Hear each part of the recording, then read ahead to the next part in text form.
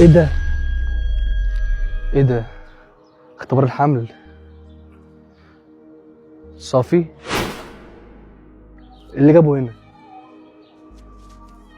في 26 شهر 2 يوم 8. ايه ده؟ ده نفس اليوم اللي كلمتني فيه. اما رن عليها كده. الو. ايه يا حيوان؟ انت عايز مني ايه؟ ايه يا صافي؟ عامله ايه يا روح قلبي؟ انت عايز مني ايه؟ انت مش قفلت تليفونك المره اللي فاتت؟ طب ليه الغلط بقى؟ انا جاي معاكي في السليم وبرن عليكي. المهم سليم ايه؟ هو انت خليت فيها سليم؟ وايه الحاجه المهمه اللي انت عايزني فيها؟ دلوقتي انا كنت ماشي لقيت التحليل بتاعك واقع على الارض، مكتوب عليه بقى ايه؟ صافي 2026 شهر 2 يوم 8، واليوم اللي كنت كلمتيني فيه، وانا حاولت ارن عليكي وانت غبيه، قعدت ارن كتير وانت ما ترديش عليا. لا وكمان هفاجئك لما اجيلك. هو فيها اكتر من كده مفاجآت؟ مش كفايه اللي انت عملته فيا؟ انت عايز ايه تاني؟ المفاجأة ان انا عايز ابني اللي في بطني، يمين بقى شمال اتصرفي. تعال نتقابل عشان عايز دلوقتي في موضوع. ماشي، انا هجيلك وانا اللي هفاجئك، وحياة امي لو اوريك.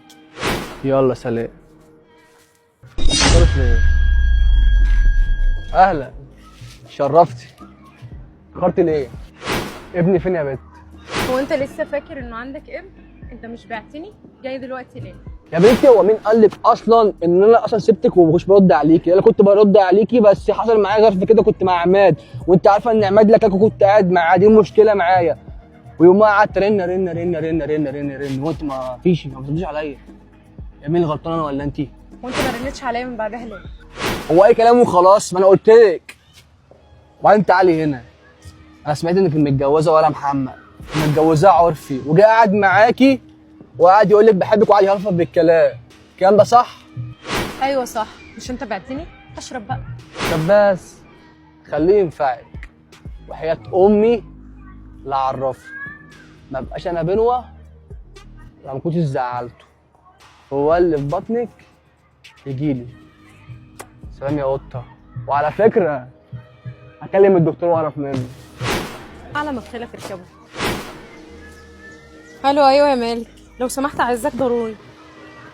تمام ماشي. ايه يا صافي في ايه؟ بص يا مالك، انت عارف حوار الواد اللي كنت بحبه؟ ايوه ماله؟ جه وهددني وعايز الولد اللي في بطني.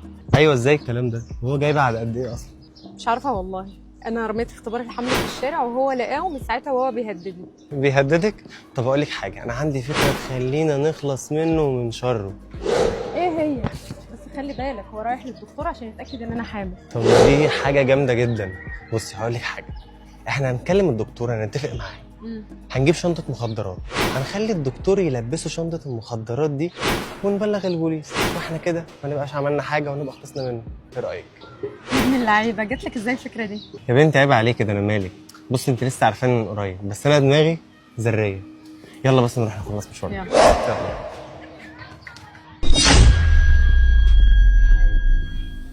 ازيك يا دكتور، عامل ايه؟ اخبار حضرتك؟ ازيك؟ الحمد لله. بص انا كنت جايلك في موضوع وانا عارف ان انت الوحيد اللي هتقف جنبي فيه. موبايل.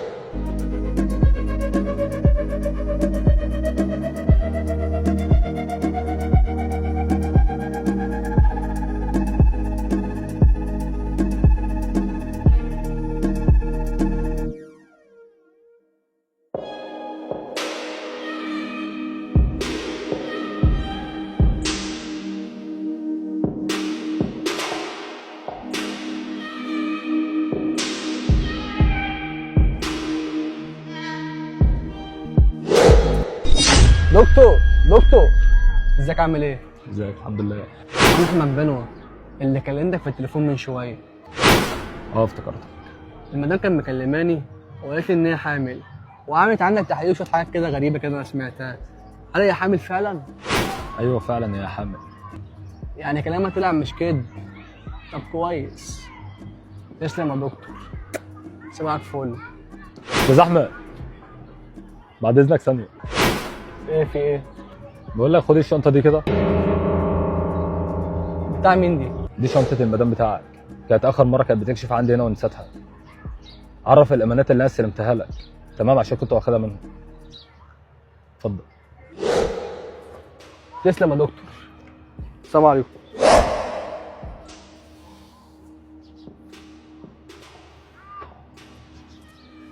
الو نجدة، كنت عايز ابلغ عن واحد بيبيع مخدرات جنب الباب بتاع المستشفى. معاه شنطه سمرا كده وهو لابس اسمر اصلا. تمام، شكرا. ايه يا بنتي انت فين؟ الشنطه بتاعتك معايا، كنت ماشيه عند الدكتور واقف مستنيك اهو.